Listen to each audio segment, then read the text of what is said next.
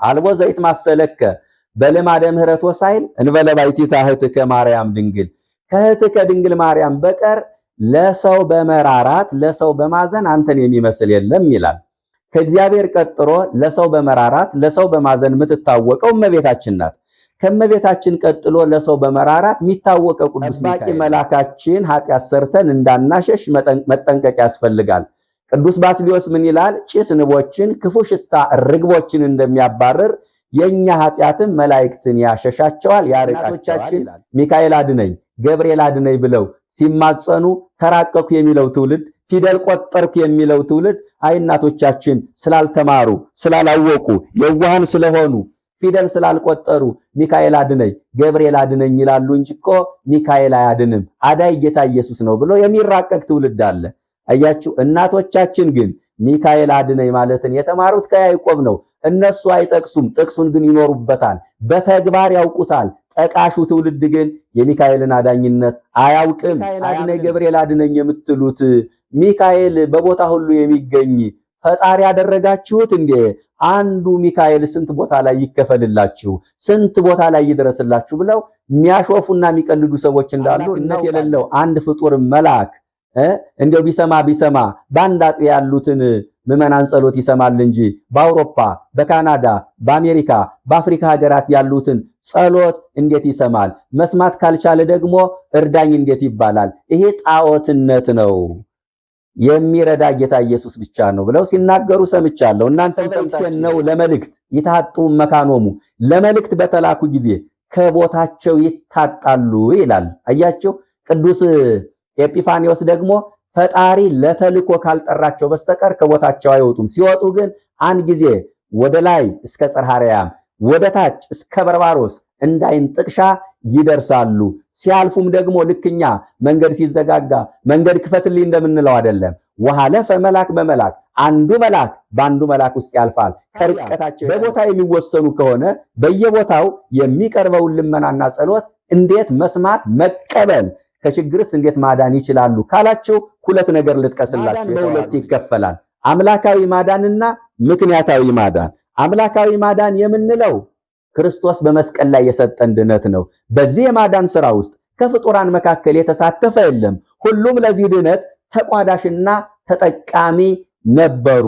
ምክንያታዊ ማዳን የምንለው ቅዱሳን ሰዎችን ቅዱሳን መላእክትን ምክንያት አድርጎ የሚሰጠን ድነት ምክንያታዊ ማዳን ዳዊት የጠበቀው ከባህር ያወጣው በመንገዱ ከክፉ ነገር ያዳነው የሞቱን ደብዳቤ የለወጠለት ትዳር የሰጠው እንደ አባት እንደ እናት ደግሶ የዳረው ቅዱስ ሚካኤል በጸበል ስፍራ መልካም የሚመስል ነገር ቢናገር እንኳን የአጋንንትን ምስክርነት መስማትና መቀበል እንደማይገባ ሊያስረዳ ስለፈለገ አጥማቂዎች አጋንንትን እያስለፈለፉ አጋንንት በሚሰጡት ምስክርነት ባልና ሚስት ተለያይተዋል።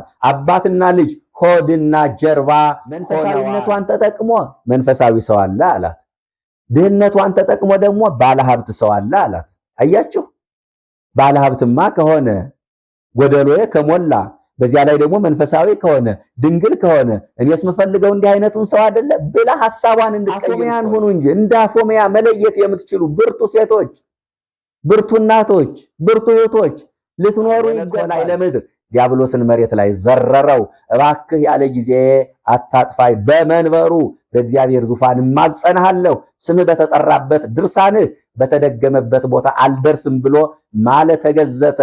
ቅዱስ ሚካኤል ዲያብሎስን ድል ነስቶ አፎመያን ከዲያብሎስ ተንኮል ከሰይጣን ወጥመድ አዳናት። መናፍቅ ማለት እኮ ግማሽ ማለት ነው። ከፊሉን አምናለሁ የሚል ከፊሉን አላምንም የሚል ከሃዲ ነው እንዳትሉት ከመጽሐፍ ቅዱስ ይጠቅሳል። አማኝ ነው እንዳትሉት የመጽሐፍ ቅዱስን ሙሉ ሐሳብ አይቀበል። በመጽሐፍ ቅዱስ የሚፈሯቸው 3 ነገሮች አሉ። መጽሐፍ ቅዱስ ላይ የተጻፉ ነገር ግን መናፍቃን የሚፈሯቸው።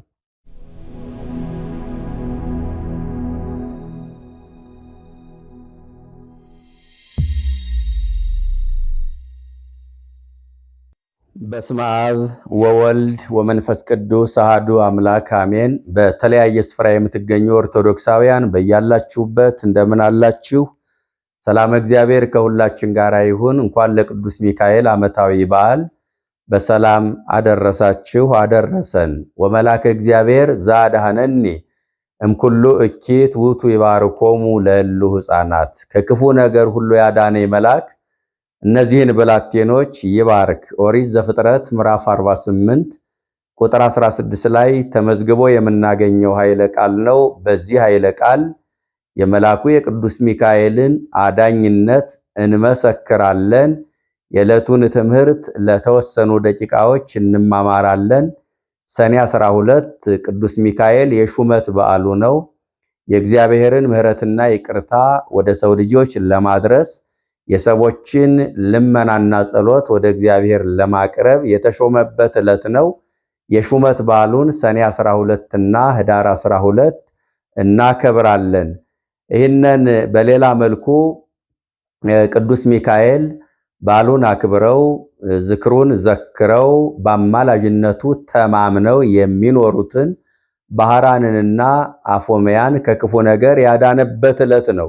ኃይለ ቃሉንም የመረጥኩት ለዚህ ነው። ከክፉ ነገር ሁሉ ያዳነ መልአክ እነዚህን ብላቴኖች ይባርክ። ይህን ቃል የተናገረው የ12ቱ ነገደ እስራኤል አባት ተብሎ የሚጠራው ከእግዚአብሔር ጋር ሌሊቱን በሙሉ ሲታገል አድሮ ሊነጋጋ ሲል እግዚአብሔርን በፍቅር ታግሎ ያሸነፈ የተባረከ ራሱ እግዚአብሔር እኔ የያዕቆብ አምላክ ነኝ ብሎ የተመካበት ደጋግሞ የመሰከረለት እስራኤል የሚባለው ያዕቆብ የተናገረው ኃይለ ቃል ነው።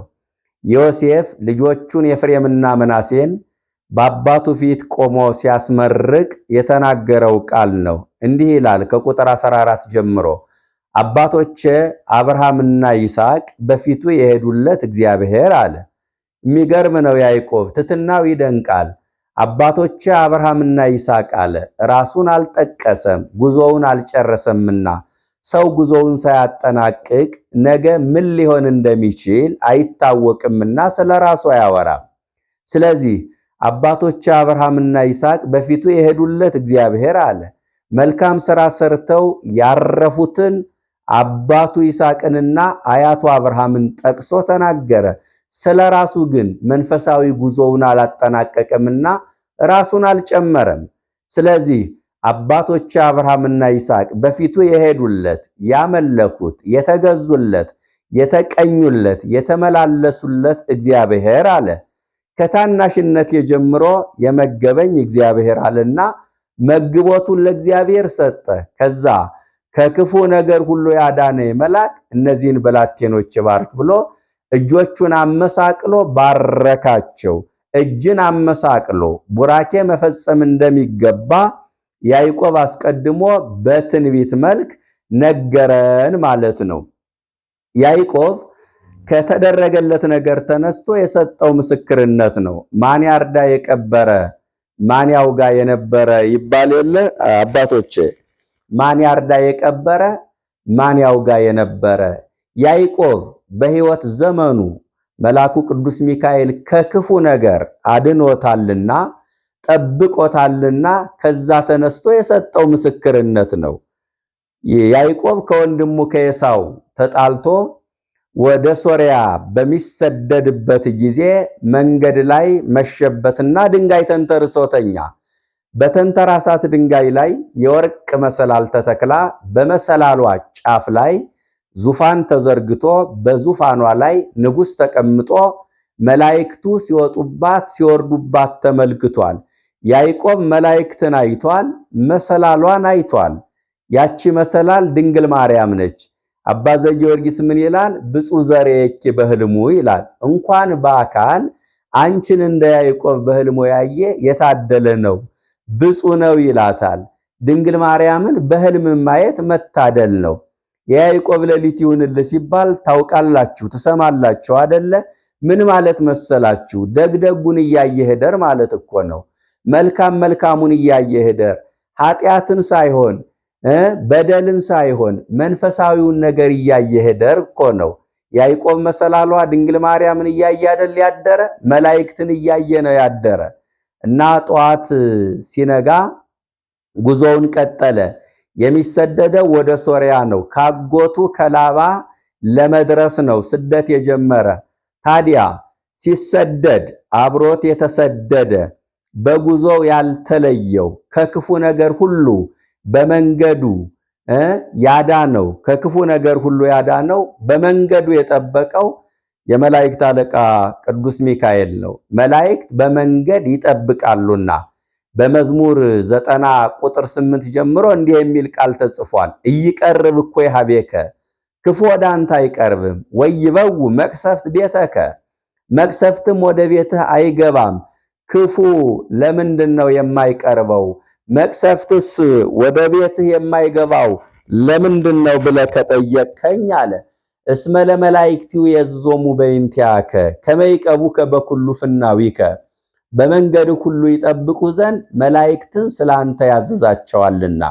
ከመይት ታቀፍ በእብን እግርህ በድንጋይ እንዳይሰናከል መሰናክሉን እንቅፋቱን ያነሱልሃል። ወበደዊሆሙ ያነሱከ ብትወድቅም በእጆቻቸው ያነሱሃል ይላል። ስለዚህ መላእክት በመንገድ ይጠብቃሉ። በቁሙ ካየነው በመንገድ ይጠብቃሉ፣ መንገድ ያሳያሉ፣ መንገድ መርተው ካሰቡት ቦታ ያደርሳሉ። እስኪ አንድ ታሪክ እንመልከት። ዘፍጥረት 37 ከቁጥር 15 ጀምሮ የያዕቆብ ልጆች በሴኬም በጎችን ይጠብቁ እንደነበረ ተመዝግቧል። እና ታናሹ ልጅ ዮሴፍ ነው። ያዕቆብ ለወንድሞችህ ስንቅ አቀብለህና ብሎ ላከው።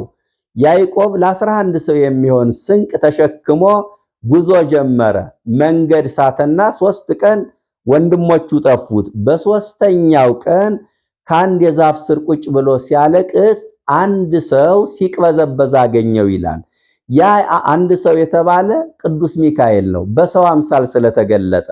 በነገራችን ላይ መላእክት በግርማቸው በአካላቸው ቢገለጡ ሰው በፊታቸው መቆም አይችሉም፣ ግሩማን ናቸው። ስለዚህ የሚገለጡት በሰው አምሳል ነው። ሲቅበዘበዝ አገኘው አንድ ሰውዬ። ምን ሆነህ ነው ብሎ ያ ሰው ጠየቀው ይላል ዮሴፍን። ስለዚህ ምን ሆነህ ነው የምታለቅሰው ሲለው ወንድሞቼ ጠፍተውኛል። ከወንድሞችህ እኔ ወስጄ አገናኝሃለሁ። ለመሆኑ ግን እንዲህ የከሳኸው ፊትህ የጠወለገው ምን ሆነህ ነው አለው። እርቦኝ አለው።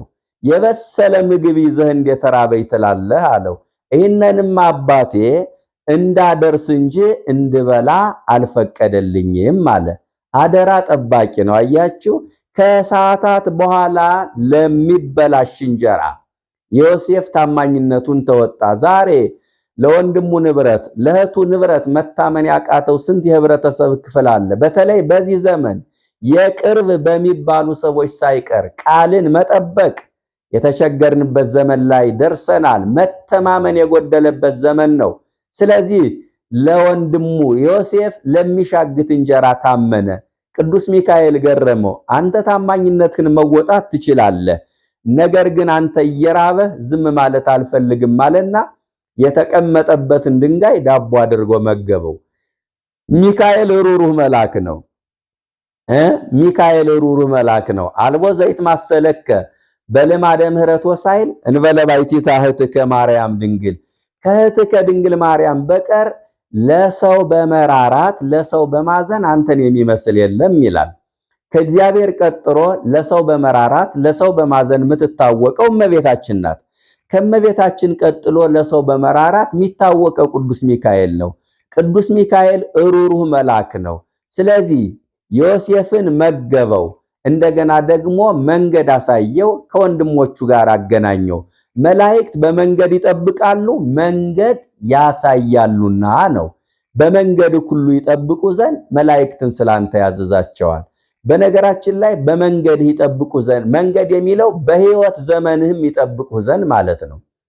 ከልጅነት እስከ ሞት ቅዱሳን መላእክት ይጠብቁናል። ለሰው ልጅ 2 ጠባቂ መልአክ ተሰጥቶታል። አንድ የቀን ጠባቂ ተሰጥቶታል፣ አንድ የሌሊት ጠባቂ ተሰጥቶታል። ለሌሎች ፍጥረታት ደግሞ አንዳንድ ጠባቂ መልአክ ተሰጥቷቸዋል። ስለዚህ የቀኑ ሲጠብቀን ውሎ በሰርክ ወደ ሰማይ ይወጣል፣ የሌሊቱ ደግሞ መጥቶ ሲጠብቀን ያድራል። ቅዱሳን መላእክት በጠባቂነት ለእያንዳንዳችን ይመደባሉ፣ ይሰጣሉ ወገኖቼ። ነገር ግን ጠባቂ መልአክ የሚሰጠን መቼ ነው? መቼ ይመስላችኋል? ወንዶች በ40 ቀናችን ሴቶች በ80 ቀናችሁ ስንጠመቅ በጥምቀት ልጅነትን እናገኛለን፣ በሜሮን ጸጋ መንፈስ ቅዱስን እናገኛለን። ያኔ ለእያንዳንዳችን ጠባቂ መልአክ ይሰጠናል። በጽንስ ሳለን የሚጠብቀን መልአክ ደግሞ ቅዱስ ሩፋኤል ነው። ለምንድነው በጽንስ ሳለን የሚጠብቀን ካላችሁ እናት የምትበላው ምግብ የምትተነፍሰው አየር የምትበላው ምግብ ተጭኖት የምትተነፍሰው አየር አጥሮት እንዳይሞት መልአኩ ይጠብቀዋል። የእናት ዋስትና እንደምታውቁት ልጁ ከተወለደ በኋላ ነው። በማይጸንማ እናታችን ምን ዋስትና ይኖራታል ብላችሁ ነው? ነፍሰ ጡሮች እኮ ብዙ ነገር ያምራቸዋል አይደለ? ያ ሁሉ ለጽንስ የሚስማማ አይምሰላችሁ።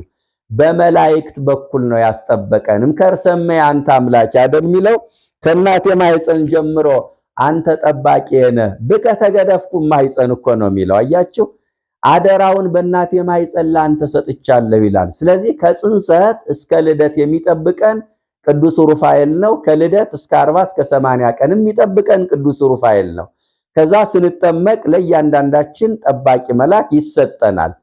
በነገራችን ላይ ለማያምኑትም ጠባቂ መልአክ ይሰጣቸዋል። ልዩነቱ ምንድነው ካላችሁ ለኛ ብርሃናዊ መልአክ ይሰጣቸዋል፣ ለነሱ ጽልመታዊ መልአክ ይሰጣቸዋል። ያለ ጊዜያቸው ንስሐ ሳይገቡ እንዳይሞቱ። አንድ ነገር ግን የምነግራችሁ ኦርቶዶክሳውያን ጠባቂ መልአካችን ኃጢአት ሰርተን እንዳናሸሽ መጠንቀቅ ያስፈልጋል።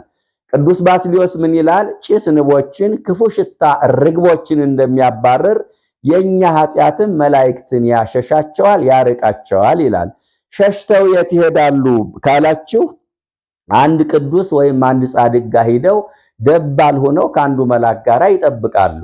መልካ ሚካኤል እስመ ባህዱ ፍቁር ይሳብ ካሉ በአንዱ መልአክ ፍቅር አንዱ መልአክ ተስቦ ሌላውን ይጠብቀዋል ይላል። ምን ልላችሁ ፈልጌ ነው? መላእክት በመንገድ ይጠብቃሉ፣ በህይወት ዘመናችንም ይጠብቁናል። አንዳንዱ የሚጠብቀው ቤት ውስጥ የቀጠረው ዘበኛ ይመስለዋል።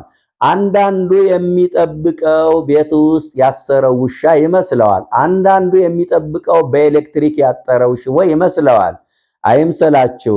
የኤሌክትሪክ ሽቦውም መብራቱ ሲጠፋ ይሄዳል፣ ዘበኛውም እንቅልፍ ይወስደዋል፣ ውሻውም የሆነ ነገር ከጣሉለት ይታለላል። ታማኝ ጠባቂዎቻችን ግን ቅዱሳን መላእክት ናቸው። እመኒኖም አቃቢ ይሰይነውም ይላል አረጋዊ መንፈሳዊ። ተጠባቂው ቢተኛ ጠባቂው አይተኛም ይላል። አያችሁ፣ እኛ ስንተኛ ሲጠብቁን የሚያድሩን ቅዱሳን መላእክት ናቸው። ስለዚህ በመንገድ ይጠብቃሉ። ያዕቆብን ቅዱስ ሚካኤል በመንገድ ጠበቀው፣ ከክፉ ነገር ሁሉ አዳነው። ከዛ መርቶ ከሶርያ ደረሰው፣ ካጎቱ ከላባ ጋር አገናኘው። ያዕቆብ በስደት ለ14 ዓመት ያህል ቆየ። በልጅ በትዳር እግዚአብሔር ባረከው። ከዛ ከ14 ዓመት በኋላ ያዕቆብ ከላባ ጋር መግባባት አልቻለም። ላባ የጥቅም ሰው ነው። ያዕቆብን ማታለል ጀመረ። ነገሩ አላምረው ሲል አንድ ቀን ላባ በሌለበት ሚስቶችን፣ ልጆቹን፣ ንብረቱን ይዞ ወደ ሀገሩ ኮበለለ። ከዛ ላባ ሲመጣ ቤቱ ጭር ብሏል። ምንድነው ቤቱ ጭር ያለ ስል ያዕቆብ እኮ ኮበለለ አሉት። በጣም ተናደደ። እሳት ለብሶ እሳት ጎርሶ ሎሌዎችን አስከትሎ በፈረስ በበቅሎ ሆኖ ያዕቆብን ለመግደል ያዕቆብን ለማጥፋት ጉዞውን ጀመረ። መንገድ ላይ መሸበትና ተኛ። የሚገርማችሁ በተኛበት ስፍራ ቅዱስ ሚካኤል በህልሙ ተገለጠለት።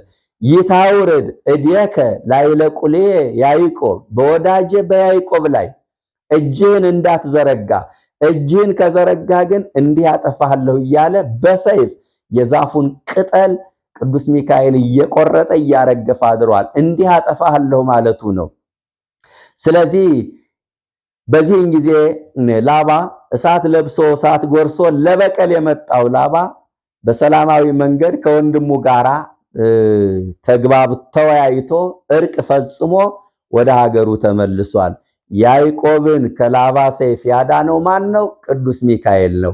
ከክፉ ነገር ያዳነው መልአክ እነዚህን ብላቴኖች ይባርክ ሲል ከተደረገለት ነገር ተነስቶ ምስክርነት እየሰጠ ይሄ ብቻ አይደለም ወገኖቼ። ያሳደደው ኤሳው በጭካኔ ያሳደደው ኤሳው የወንድሙ የኤሳውን የጨካኙን ልብ አራርቶ በፍቅር እንዲቀበለው ያደረገም ቅዱስ ሚካኤል ነው። ከልጅነቱ ጀምሮ በስደት ከዛም ደግሞ ሲመለስ ከወንድሙ ጋር በሰላም እንዲገናኝ፣ እንዲግባባ፣ እንዲታረቅ ያደረገው ከላባ ሰይፍ የታደገው የመላእክት አለቃ ቅዱስ ሚካኤል ስለሆነ ከክፉ ነገር ያዳነ መልአክ ብሎ ምስክርነት ሰጠ። የተዋህዶ ልጆች እንግዲህ አንድ ነገር ልበላችሁ ምዕመናን፣ ያዕቆብ ከተደረገለት ነገር ተነስቶ መልአኩ አዳነ ብሎ ምስክርነት ሰጠ። ዛሬ ችግሩ የተወገደለት ሰው፣ የዳነ ሰው፣ የተፈወሰ ሰው ሚካኤል አዳነኝ፣ ገብርኤል አዳነኝ፣ ሩፋኤል አዳነኝ ቢል ጥፋቱ ምኑ ጋ ነው? ከመጽሐፍ ቅዱስ ወጣችኋል የሚያስብለን የቱ ጋ ነው? የተዋህዶ ልጆች እናቶቻችን ሚካኤል አድነኝ፣ ገብርኤል አድነኝ ብለው ሲማጸኑ ተራቀኩ የሚለው ትውልድ፣ ፊደል ቆጠርኩ የሚለው ትውልድ አይ እናቶቻችን ስላልተማሩ ስላላወቁ የዋሃን ስለሆኑ ፊደል ስላልቆጠሩ ሚካኤል አድነኝ ገብርኤል አድነኝ ይላሉ እንጂ እኮ ሚካኤል አያድንም፣ አዳይ ጌታ ኢየሱስ ነው ብሎ የሚራቀቅ ትውልድ አለ።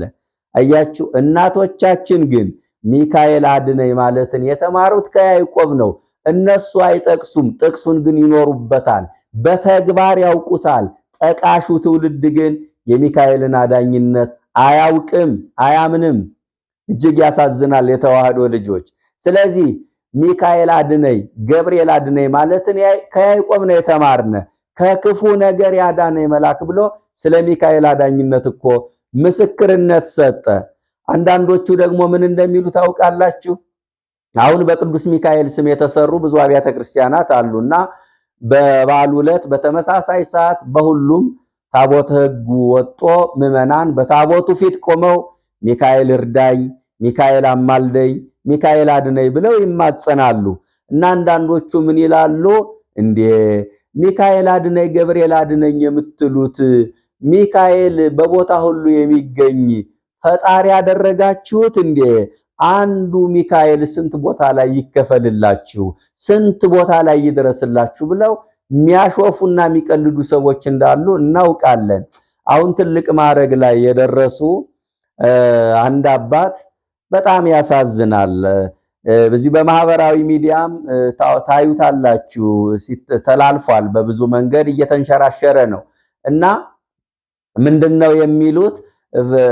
መለኮትነት የሌለው አንድ ፍጡር መልአክ፣ አምላክነት የሌለው አንድ ፍጡር መልአክ እንዲያው ቢሰማ በአንድ አጥቢያ ያሉትን ምዕመናን ጸሎት ይሰማል እንጂ በአውሮፓ፣ በካናዳ፣ በአሜሪካ፣ በአፍሪካ ሀገራት ያሉትን ጸሎት እንዴት ይሰማል? መስማት ካልቻለ ደግሞ እርዳኝ እንዴት ይባላል? ይሄ ጣዖትነት ነው። የሚረዳ ጌታ ኢየሱስ ብቻ ነው ብለው ሲናገሩ ሰምቻለሁ። እናንተም ሰምታችሁ ይሆናል። እጅግ ያሳዝናል የተዋህዶ ልጆች። እኛ ሚካኤል ወይም መላእክት በቦታ ሁሉ ምሉዓን ናቸው አላልንም። በቦታ ምሉ የሆነ እግዚአብሔር ብቻ ነው። መላእክት በሰማይ ካሉ በምድር የሉም፣ በምድር ካሉ በሰማይ የሉም። ዮሐንስ አፈወርቅም ይነግረናል። ሶበይት ፌነው ለምህረት ይታጡም መካኖሙ ይላል። ሶበይት ፌነው ለመልእክት ይታጡም መካኖሙ፣ ለመልእክት በተላኩ ጊዜ ከቦታቸው ይታጣሉ ይላል። አያችሁ። ቅዱስ ኤጲፋኒዮስ ደግሞ ፈጣሪ ለተልኮ ካልጠራቸው በስተቀር ከቦታቸው አይወጡም። ሲወጡ ግን አንድ ጊዜ ወደ ላይ እስከ ጽርሐ አርያም፣ ወደ ታች እስከ በርባሮስ እንዳይን ጥቅሻ ይደርሳሉ። ሲያልፉም ደግሞ ልክኛ መንገድ ሲዘጋጋ መንገድ ክፈትልኝ እንደምንለው አይደለም። ወሐለፈ መልአክ በመልአክ፣ አንዱ መልአክ በአንዱ መልአክ ውስጥ ያልፋል ከርቀታቸው የተነሳ። ስለዚህ መላእክት በቦታ እንደሚወሰኑ ቅዱሳት መጻሕፍትም ይናገራሉ። በቦታ ይወሰናሉ ማለት ግን በአንድ ሀገር፣ በአንድ አካባቢ፣ በአንድ ግዛት ይወሰናሉ ማለት አይደለም። ይሄንን ልትረዱ ይገባል የተዋህዶ ልጆች። አዎ በቦታ ይወሰናሉ። በቦታ ይወሰናሉ ማለት ግን በአንድ አካባቢ፣ በአንድ ግዛት ይወሰናሉ ማለት አይደለም። እሳት ውሱን ነው። እሳት ግን ያለው እዚህ አካባቢ ብቻ አይደለም። የትም ቦታ እሳት ታገኛላችሁ። ልክ እንደዛ አድርጋችሁ አስቡ። ታዲያ በቦታ የሚወሰኑ ከሆነ በየቦታው የሚቀርበውን ልመናና ጸሎት እንዴት መስማት መቀበል ከችግርስ እንዴት ማዳን ይችላሉ ካላችሁ ሁለት ነገር ልጥቀስላችሁ የተዋህዶ ልጆች። አንደኛ በዮሐንስ ራእይ ምዕራፍ 18 ቁጥር 1 ላይ አንድ መልአክ ከሰማይ ወደ ምድር ሲወርድ ምድር በራች ይላል። ልብ በሉ፣ መልአኩ አንድ ነው። ከሰማይ ወደ ምድር ሲወርድ ምድር በራች። ፀሐይ እንኳን ሙሉ በሙሉ ምድርን ማብራት አትችልም፣ በከፊል ነው። አንድ መልአክ ምድርን መሙላት ከቻለ በየቦታው የምናቀርበውን ልመናና ጸሎት መቀበል መስማት ይችላል። አያችሁ፣ እኛ የምንፈልገው በዚህ ዓለም ያለው ነገር እንዲከናወን አይደለ? አንዱ መልአክ ምድርን መሙላት ከቻለ በየቦታው የሚቀርበውን ጸሎትና ልመና መስማት መቀበል ይችላል። አንዱ ይሄ ነው። ሁለተኛው መላእክት በየቦታው የቀረበውን ልመናና ጸሎት የሚሰሙበት ምክንያት ከፍጥነታቸው የተነሳ ነው። ቅዱስ ያሬድ ይቀልል ሩፀቶሙ እምነፋስ፣ ከነፋስ ይልቅ ቅዱሳን መላእክት ፈጣኖች ናቸው። ከነፋስ ነፍስ ትረቃለች፣ ከነፍስ ደግሞ መላእክት ይረቃሉ፣ ከመላእክት ደግሞ ሐሳበ መላእክት ይረቃል ይላሉ አባቶቻችን። እኛ አንድ ቦታ ላይ ቁጭ ብለን ያላንዳች ፓስፖርት በሐሳብ ዓለምን ዙረን እንመለስ የለ እንዴ ምዕመናን? ግን እዚህ ቦታ ደረሱ፣ ይህንን ወንዝ ተሻገሩ፣ እንዲህ አይነት የአውሮፕላን ትኬት ቆርጠው እዚህ ቦታ አረፉ አንባልም። በሐሳብ ዓለምን ዙረን ከተመለስን ከኛ ሐሳብ በላይ መላእክት ይፈጥናሉ። ይህንን መረዳት ያስፈልጋል። ስለዚህ በየቦታው የሚቀርበውን ልመናና ጸሎት የሚሰሙበት ምክንያት አንድ መልአክ ምድርን በሙሉ መሙላት ማዳረስ ስለሚችል፣ ሁለተኛ ከፍጥነታቸው የተነሳ። ለምሳሌ አሁን እኔ የማስተላልፈውን ትምህርት ዓለም በሙሉ ማየት ይችላል፣ መስማት ይችላል። በምን ካላችሁ በኢንተርኔት አማካይነት። ኢንተርኔቱን የሰራው ሰው ነው። ሰው የፈጠረው ኢንተርኔት መልእክታችን ለዓለም ካደረሰ እግዚአብሔር የፈጠረው መልአክ እንዴት ልመናችን በቦታ ሁሉ ተገንቶ መስማት አይችልም? ይህንን መረዳት ይገባል ምዕመናን። ከዚህ የተነሳ ነው አድነኝ እርዳኝ የምንለው። አድነኝ።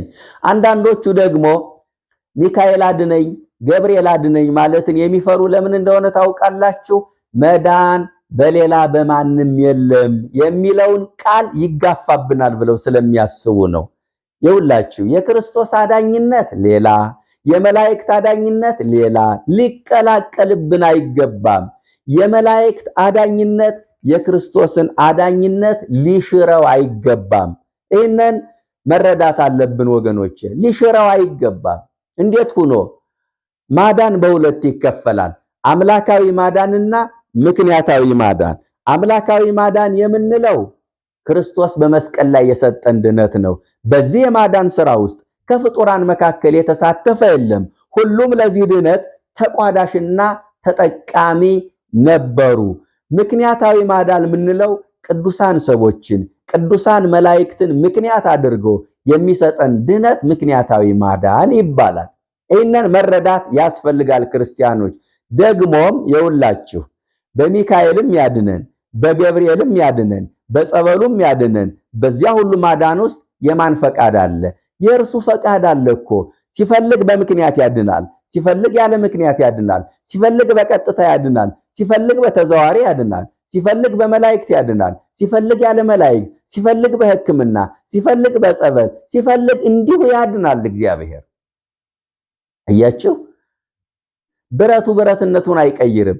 ከጥቂት ደቂቃዎች በኋላ ብረቱ ፍም መስሎ እሳት ሆኖ ይወጣል። ብረቱ ከዛ ማቃጠል ይጀምራል። ማቃጠሉን ከየት ወሰደው? ከእሳቱ።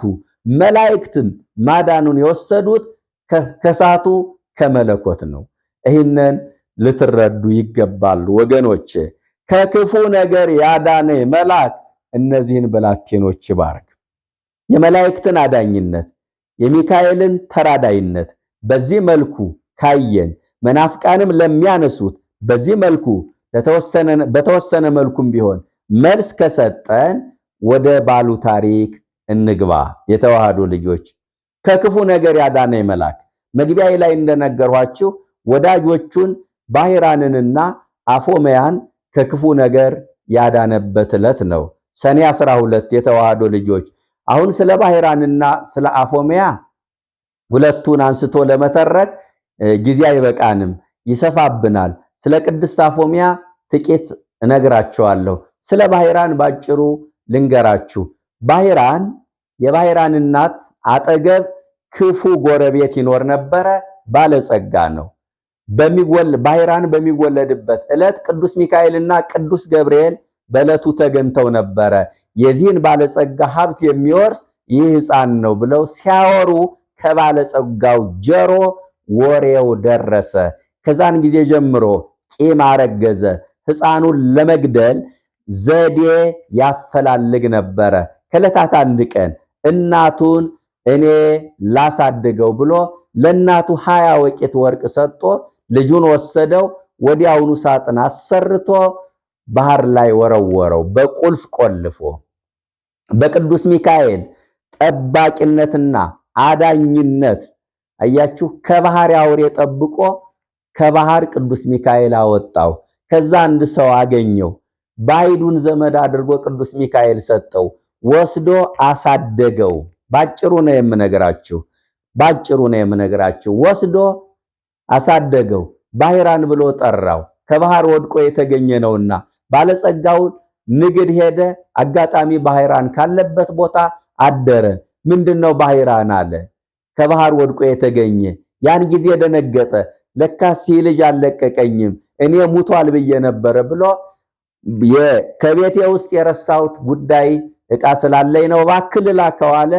ከዛ ለባህራን የውሎ አበል ከፍሎ ለባህራንንም ላሳደገው ሰው ገንዘብ ሰጥቶ ይሄ ባህር ላይ የጣልኩት ልጅ ነውና እንደደረሰ ግደሉት ብሎ በፖስታ አሽጎ ደብዳቤ ሰጠው። ከዛ በኋላ ይዞ ሲጓዝ ቅዱስ ሚካኤል መንገድ ላይ ያገኘው። የሞቱን ደብዳቤ በሕይወት ለወጠው። እንደደረሰ ግደሉት የሚለው ቃል ተቀይሮ እንደደረሰ ልጄን ዳሩለት የሚል ነበረ። ደረሰ፣ ተነበበ ደብዳቤው። ከዛ ባህራን የባለጸጋውን ልጅ አገባ። ድል ያለ ሰርግ ተደረገ።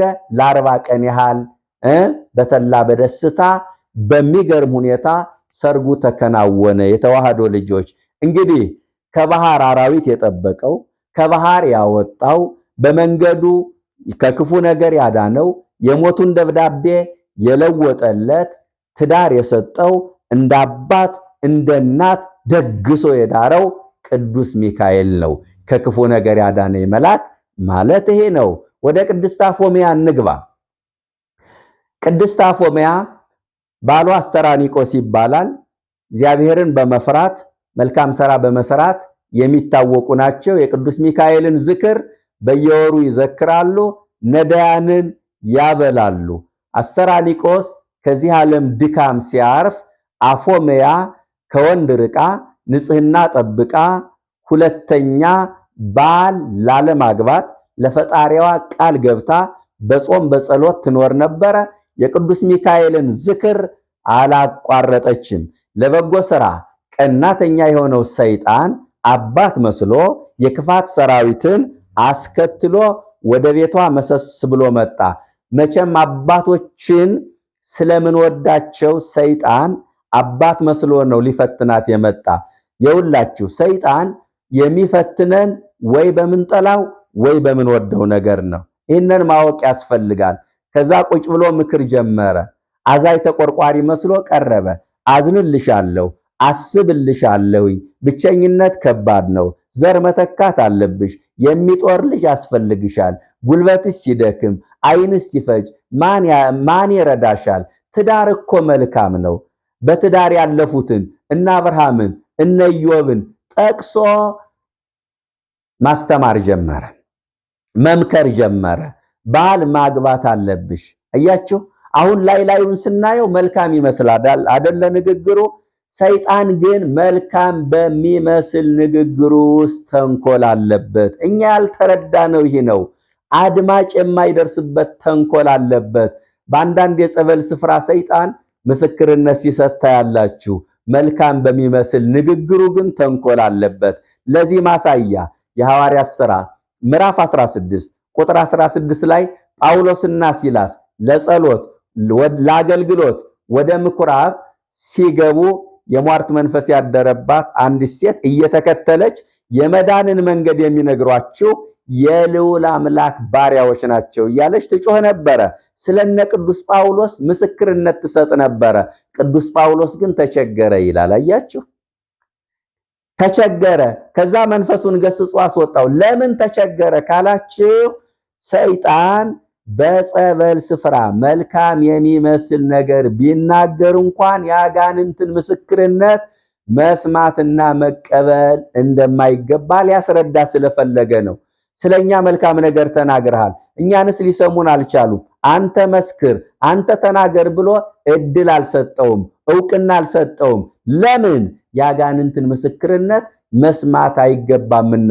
ካጋንንት መልካም ነገር መጠበቅ ከዝንብ ማር ከባብ እንቁላል ርግብ እንደመጠበቅ ነው። እየሰማችሁኝ ነው? ካጋንንት መልካም ነገር መጠበቅ ከዝንብ ማር ከባብ እንቁላል ርግብ እንደመጠበቅ ያህል ነው። ዛሬ አንዳንድ አጥማቂዎች አጋንንትን እያስለፈለፉ አጋንንት በሚሰጡት ምስክርነት ባልና ሚስት ተለያይተዋል።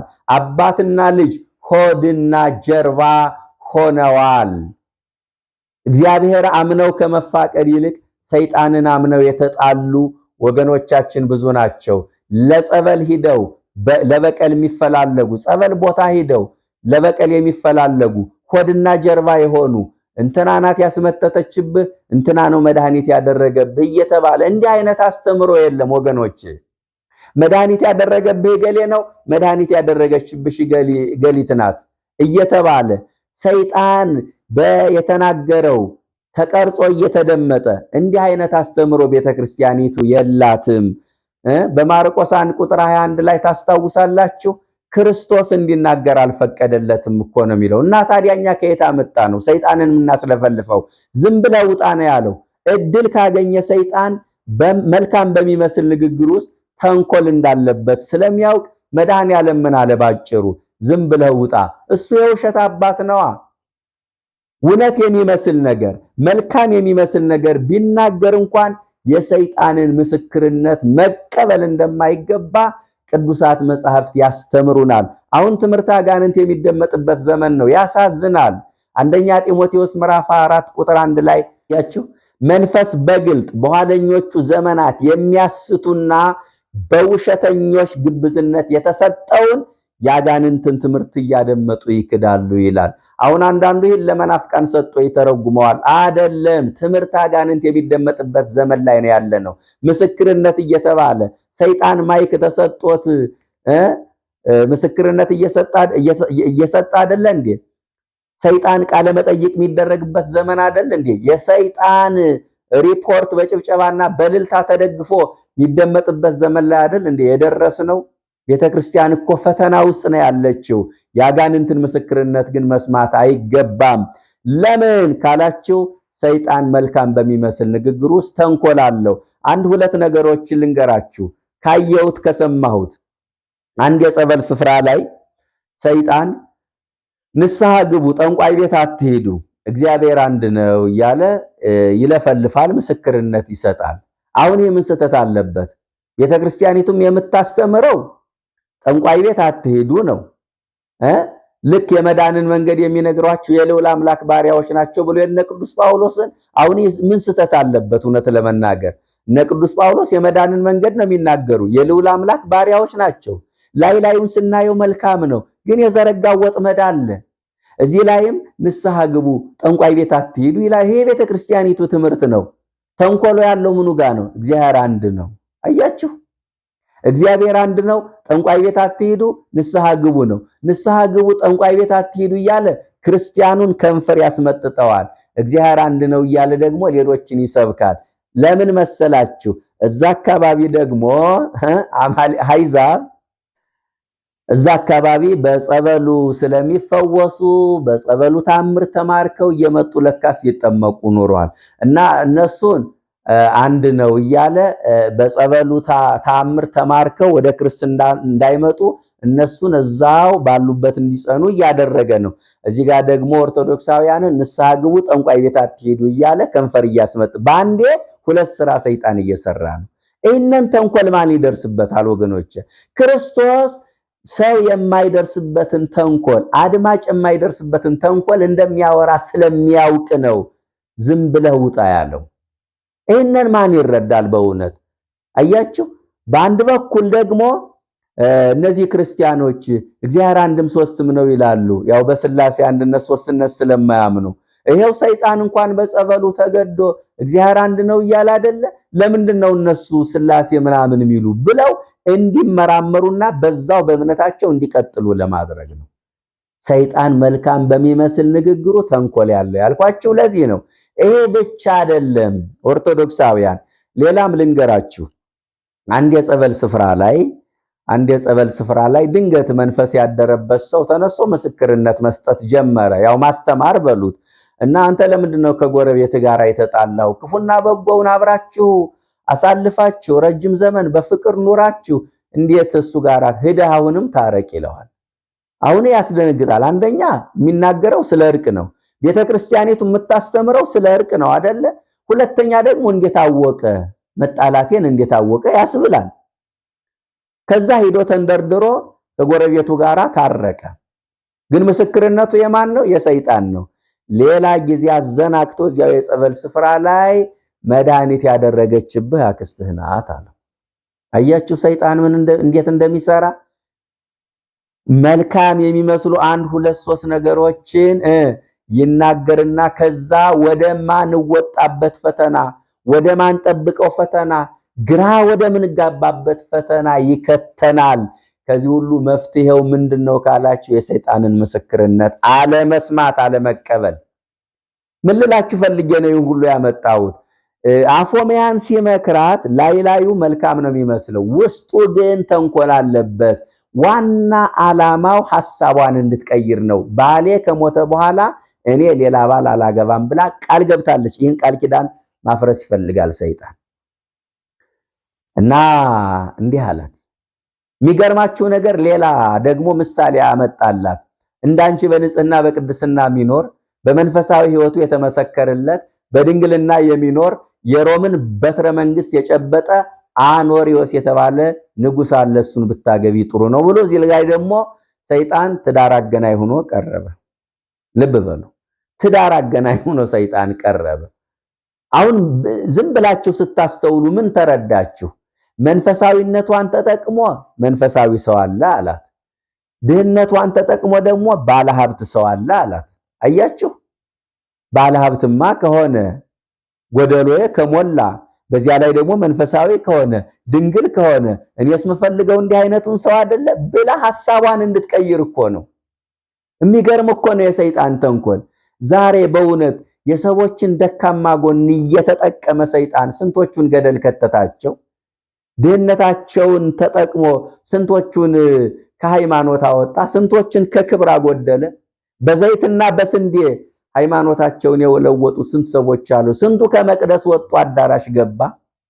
አያችሁ ሰይጣን እንዲህ ነው። ጥቂት ቀዳዳ ይፈልጋል። ለመረከበ ንስቲተ ሙባ ውቱኒ ያርህቦ። ሰይጣን ጥቂት ቀዳዳ ካገኘ ማስፋፋት ያውቅበታል አይደል የሚለው? ማስፋፋት ያውቅበታል። ለዚህ ነው ይታሃቡ ፍኖተ ለሰይጣን፣ ለሰይጣን መንገድ አትክፈቱ ተብሎ የተነገረው። ኦርቶዶክሳውያን እና እንዳንቺ መንፈሳዊ ሕይወት በመንፈሳዊ ሕይወት የሚመላለሰው በዚያ ላይ ደግሞ ባለ ሀብት የሆነ እሱን ብታገቢ አላት። እሷ ግን ብርቱ ሴት ነች፣ ጀግና ሴት ነች። በእውነት ብርቱ ጠንካራ ሴት፣ መለየት የምትችል ሴት።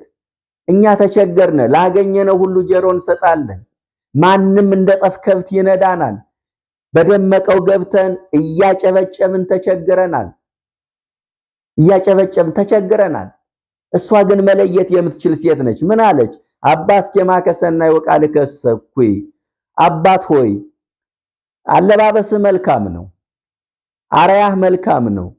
ነገር ግን ንግግርህ ካለባበስህ ጋር መሄድ አይደለም። መንፈሳዊ ትመስላለህ፣ መንፈሳዊ አይደለህም አለች። መለየት የምትችል ብርቱ ሴት እንዳልኳችሁ። አያችሁ፣ እውነቱን ከሐሰት፣ ምንፍቅናውን ከእምነት፣ ውሸቱን ከእውነት፣ የዲያብሎስን አሰራር ከመንፈስ ቅዱስ አሰራር ለይታ የምታውቅ ብርቱና ጠንካራ ሴት። እንዲህ አይነት እናቶችን መድኃኔዓለም ያብዛልን። ዛሬ ቅድም እንዳልኳችሁ በደመቀው ገብተው የሚያጨበጭቡ ስሜታቸውን ብቻ የሚያደምጡ ስንነግራችሁ እውነቱን ቀንታችሁ ነው ተመቅኝታችሁ ነው ትሉናላችሁ። እንዴ አብዛኞቻችሁ ቤተክርስቲያን ለማታውቃቸው ነው ጀሯችሁን የምትሰጡ። አብዛኞቻችሁ በመስኮት በበር ለገቡት ሳይሆን በመስኮት ለገቡት ነው ጀሯችሁን የምትሰጡ። አብዛኞቻችሁ ጀሯችሁን የምትሰጡ አድራሻ ለሌላቸው ሰዎች ነው።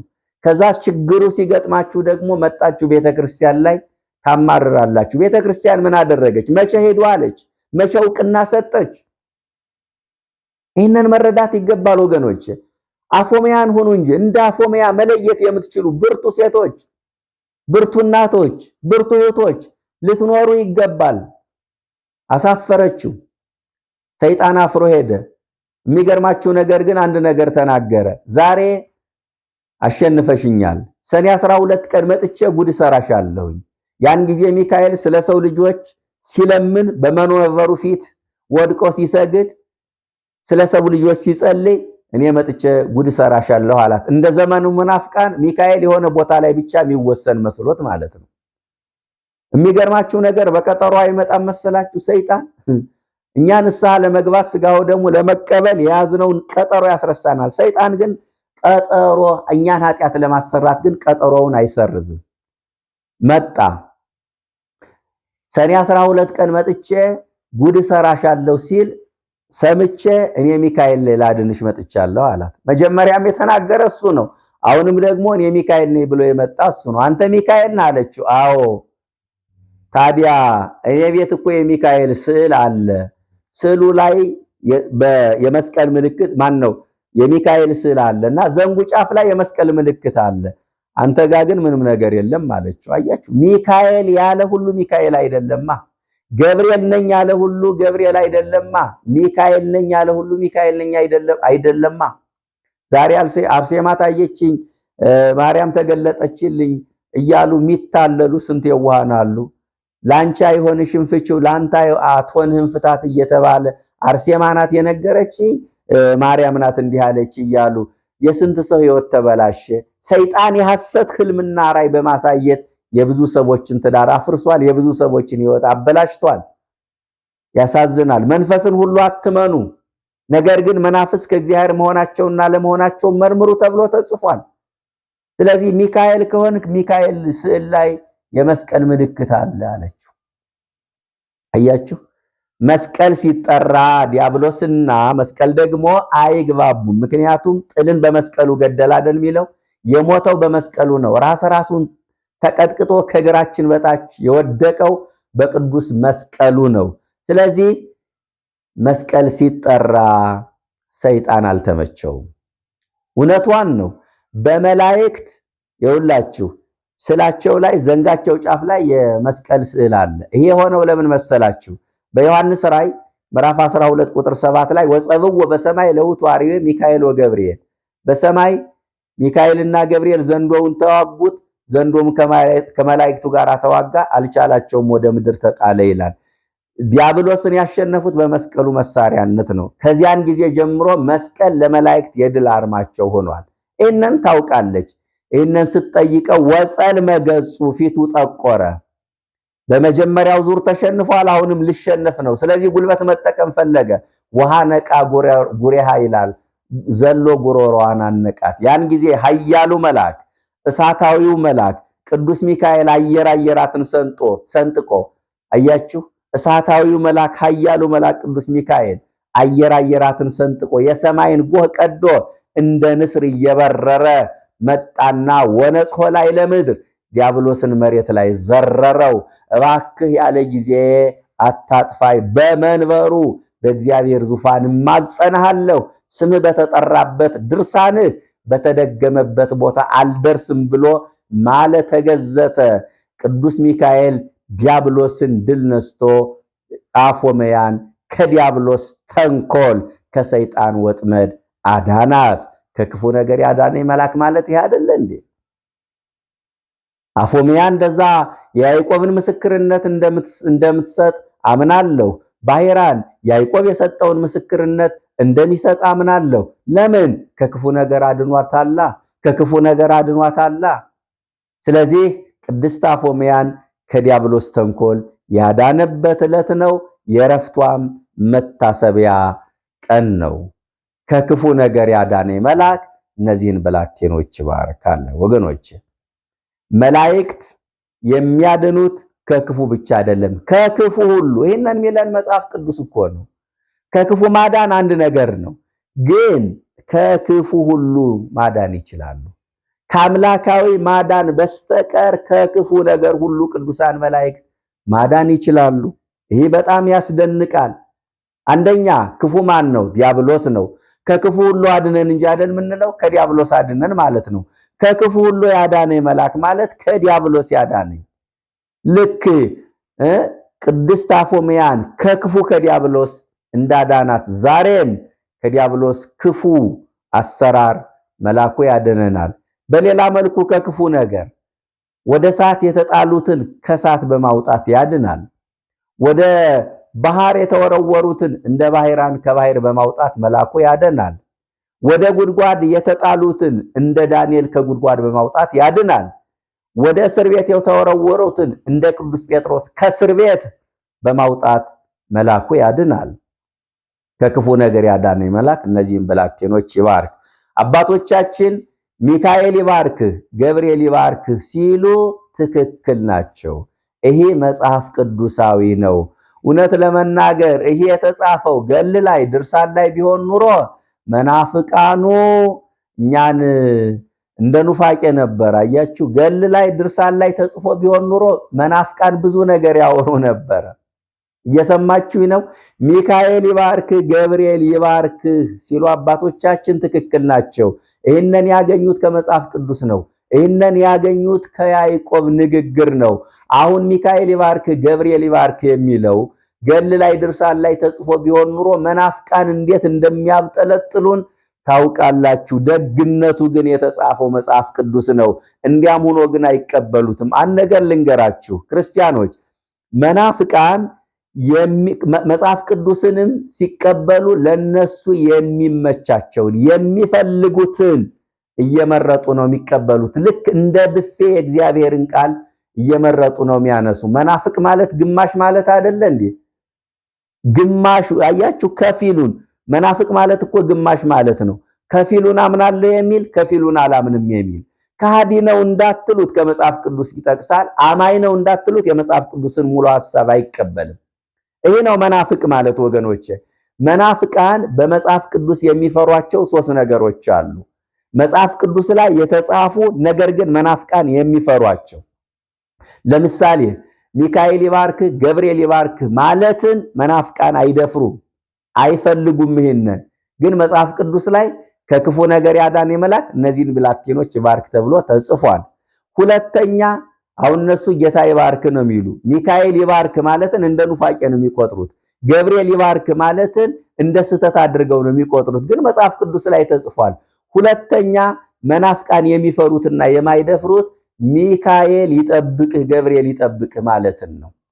ነገር ግን ሚካኤል እንደሚጠብቅ ገብርኤል እንደሚጠብቅ ተጽፏል። ዘጸአት 23 ቁጥር 20 እንዲሁም ቅድም የጠቀስኩላችሁ መዝሙር 90 ቁጥር 11 በመንገድ ሁሉ ይጠብቁ ዘንድ መላእክትን ስላንተ ያዘዛቸዋል። ሶስተኛ መናፍቃን ገብርኤል ያድንህ፣ ሚካኤል ያድንህ ማለትን አይደፍሩም፣ አይፈልጉትም። ይህን ቃል መጽሐፍ ቅዱስ ላይ ግን ከክፉ ነገር ያዳነ መልአክ ተብሎ ተጽፏል። ወገኖቼ ከክፉ ነገር ያዳነ መልአክ እነዚህን ብላቴኖች ይባርክ። ያዕቆብን ከክፉ ነገር ያዳነ፣ ባሕራንን ከክፉ ነገር ያዳነ፣ አፎምያን ከክፉ ነገር ያዳነ መልአክ እኛንም ከክፉ ነገር ያድነን።